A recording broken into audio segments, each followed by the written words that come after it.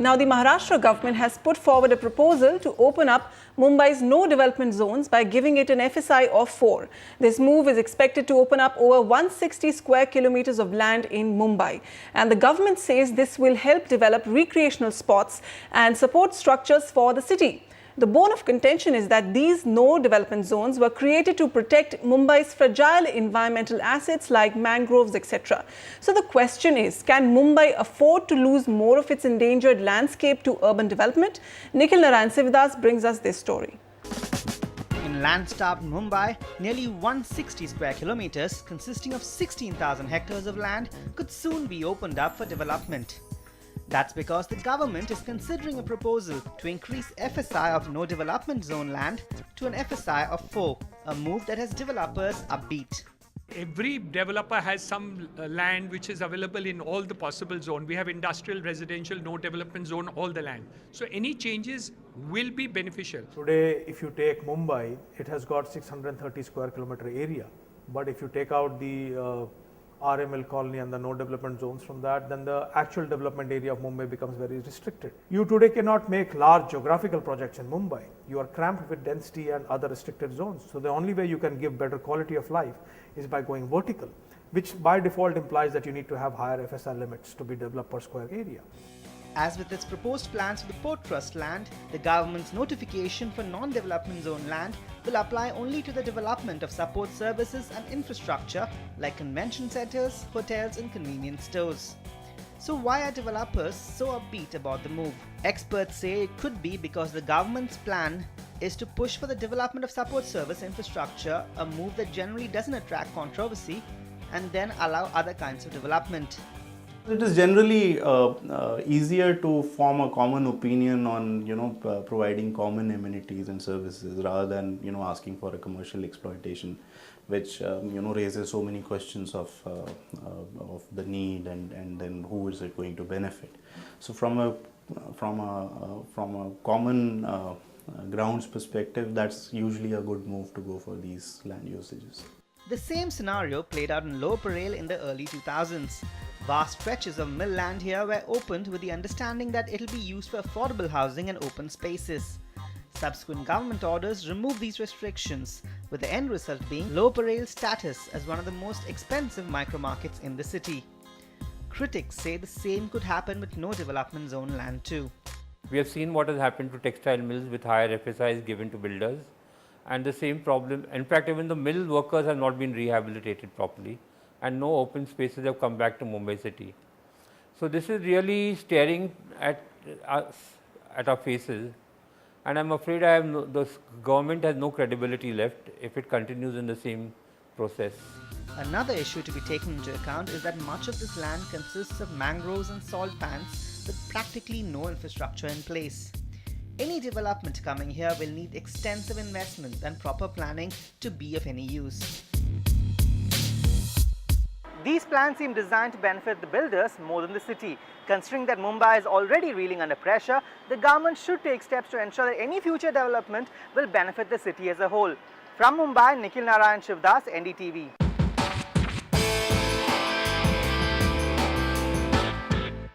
Opening the gates of development in Mumbai's no development zones. How sound is this decision by the Maharashtra government? Are we once again overlooking Mumbai's depleting environmental reserves while opening up these zones? Or is this the only way to match the urbanization land demands of Mumbai?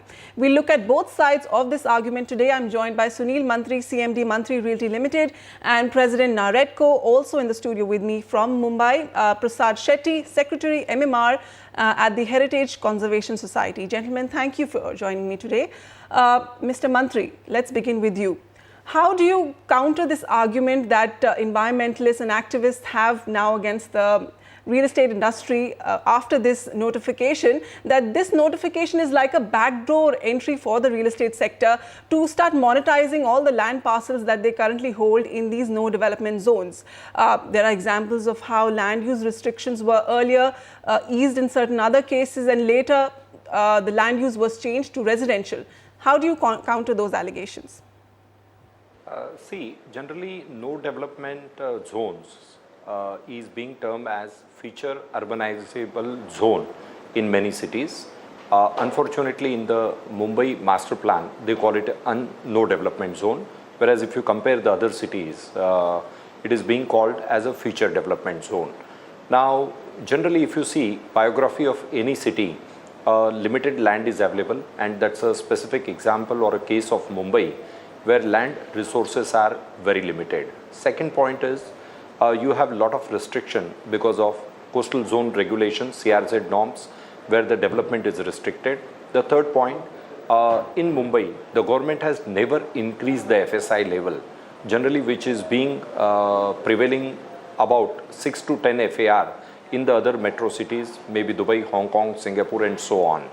So I think all this has put a pressure and demand for more urbanizable land and more land to be brought under development nomenclature.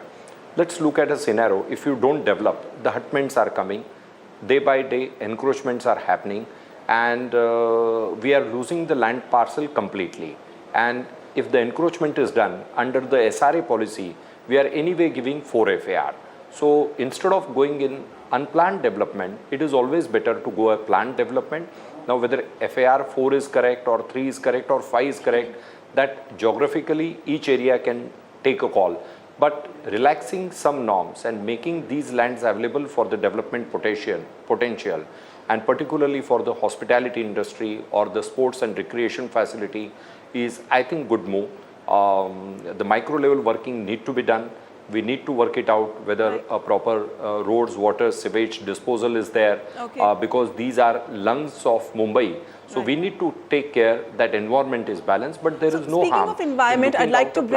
Speaking of environment, I'd like to speak to Mr. Shetty. Now, Mr. Shetty, these no development zones were clearly meant to preserve Mumbai's fragile environmental assets. So does it even make sense to open up these no development zones, even though partially, because we know what the snowball effect could be on the environment? See, Bombay's no development zone, as per the 1991 development plan, is a land use category.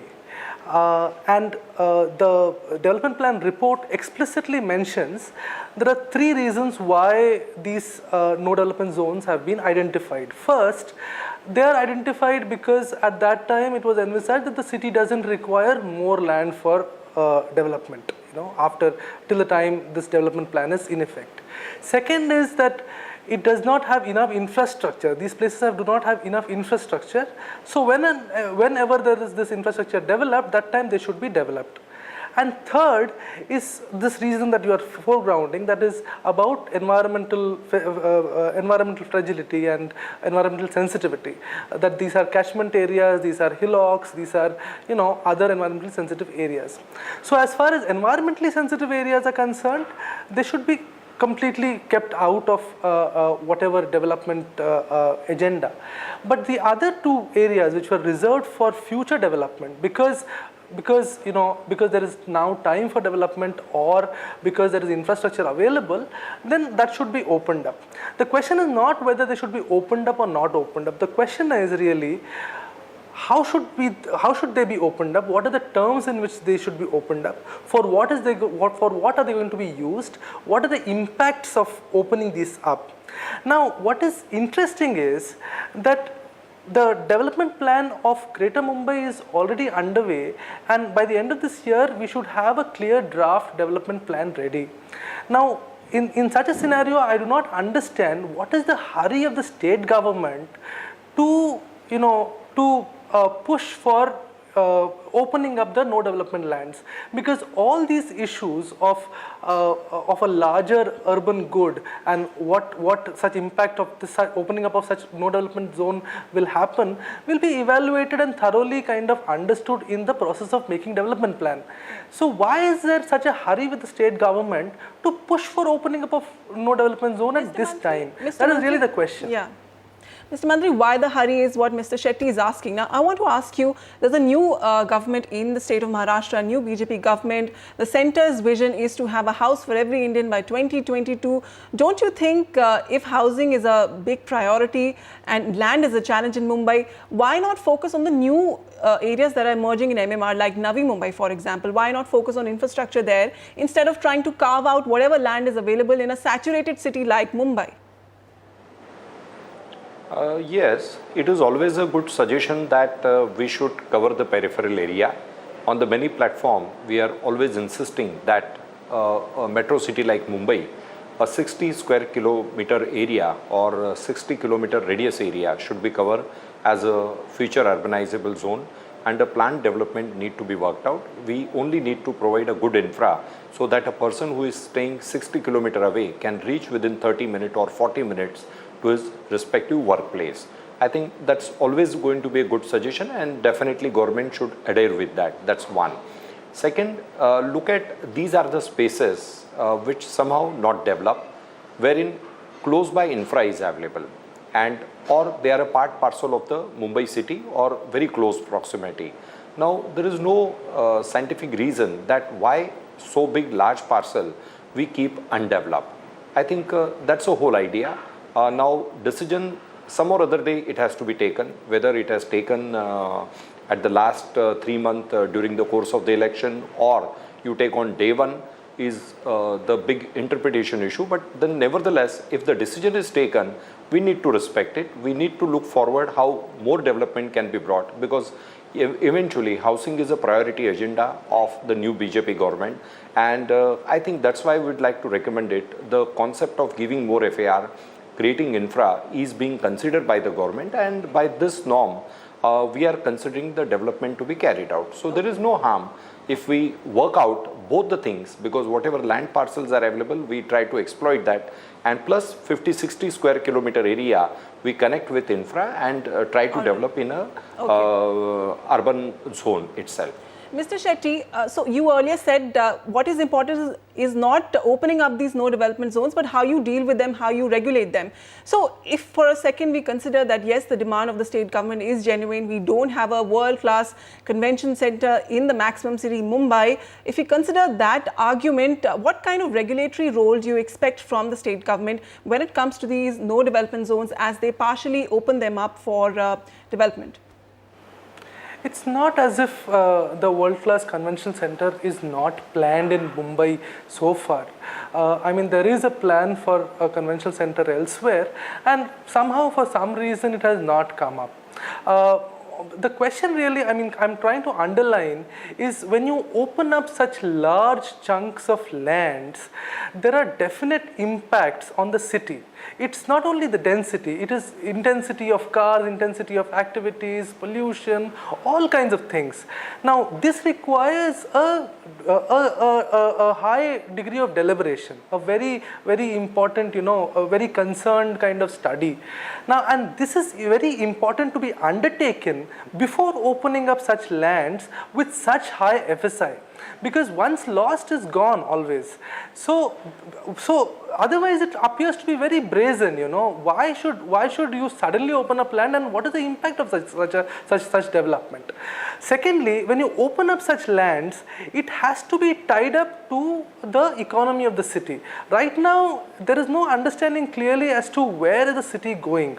If one is talking about conventional centers and cultural centers, then one is really hinting at the cultural economy and promoting the cultural economy.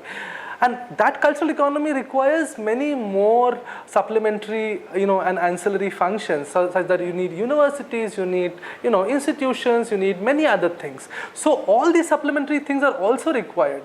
Suddenly, you can't just say, tomorrow I'm opening up, 4 FSI for no development lands. This is absolutely brazen. I mean, you don't understand the reason. There is no reasoning given, and especially when there is a full-scale audit and there is a full-scale study of the current development plan, and there is a new proposal of a proposal for a new development plan which is being made and it is underway. Okay, all right. Mr. Mantri, one last question from you. So if not the no development zones, where else can the real estate industry look to tap fresh land to provide housing?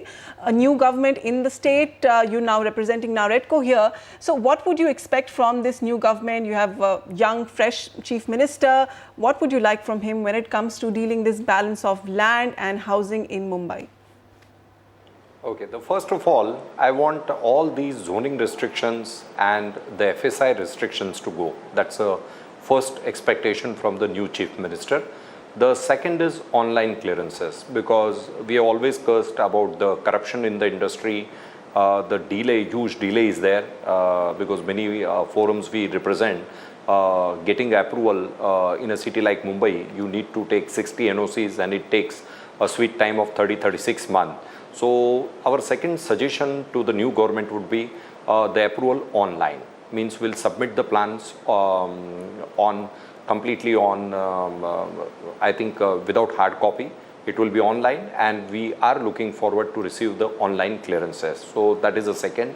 Third, the infra is the biggest priority and challenge to the city like Mumbai and other metro cities. So infra need to be connected very well.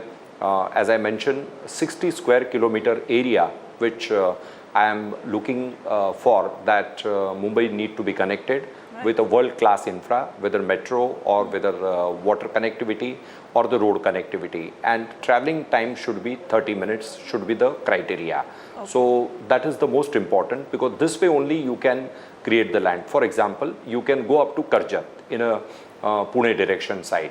So that way we need to bring it connectivity. There are many infra projects, whether Sea-Link or the second airport or third airport, I think they need to be speed up. Fair enough. If you take all these efforts, I think definitely we have a great future for a MMR, complete Mumbai metropolitan region can flourish like anything in the coming time. Okay, so that's the wish list from the developer side for the new government. So the tussle between preserving your natural assets, Mumbai's natural assets, and catering to the demands of urbanization in Mumbai, in the maximum city, will always have its pulls and pressures, and that'll have to we'll have to see how this pans out. Mr. Prasad Shetty and Mr. Sunil Mantri, thank you so much for joining me today.